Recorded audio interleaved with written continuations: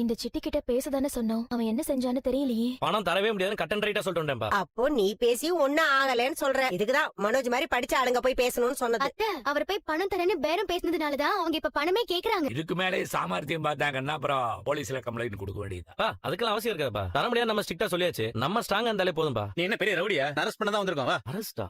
இவனை ஏன் sir arrest பண்றீங்க? ஒரு குடும்பத்தையே ஆள வச்சு அடிச்சிருக்கான் சார். இல்லப்பா சார், என்ன சார் சொல்றீங்க? நான் அப்பெல்லாம் எதுவும் தப்பு பண்ணல சார். நான் கார் டிரைவர் சார். என் பேர் முத்து. அவ்வளவு. எல்லாம் தெரிஞ்சுதான் வந்திருக்கோம். ஒழுங்கா நீயே வந்தா உனக்கு நல்லது. இல்ல அடிச்சு இழுத்துட்டு போவோம். சார், அவர் எந்த தப்பு பண்ணிருக்க மாட்டார் சார். நீ யாருமா? நான் இவர் பொண்டாட்டி. யாரு என் பையன் அப்படியெல்லாம் யாரையும் அடிக்கிற பையன் இல்ல. உங்க பையனா? ஆமா.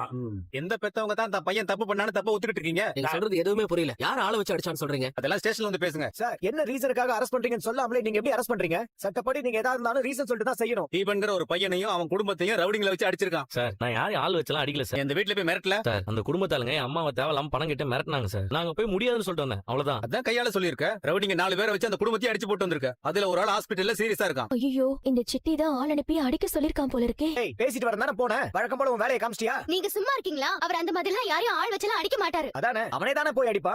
மனோஜ், உங்களாலதான் இந்த ப்ராப்ளமே ஸ்டார்ட் ஆச்சு. கொஞ்சம் சைலண்டா இருக்கீங்களா? ஏண்டா பேசுறேன்னு சொல்லிட்டு போய் இப்படி பண்ணிட்டு வந்திருக்க. இதுக்கு நீ போகாமலே இருந்திருக்கலாம். பாத்தீங்களா இவனை? புத்திசாலித்தனமா என்னமோ பண்ணுவான்னு சொன்னீங்க. அவன் தான் எதுவும் பண்ணலன்னு சொல்றான்ல சார். அவங்க குடும்பத்தாருக்கு பணம் கேட்டு மிரட்டினாங்க. அத போய் என்ன ஏதுன்னு பேசிட்டு வந்திருக்கான். அவ்வளவுதான். உங்ககிட்ட அப்படி சொல்லிருப்பான். அங்க அந்த குடும்பமே ஹாஸ்பிடல்ல இருக்கு. சீரியஸா இருக்கிற ஆளுக்கு ஏதாவது ஒண்ணு ஆச்சு, இவன் மேல மர்டர் கேஸ் தான்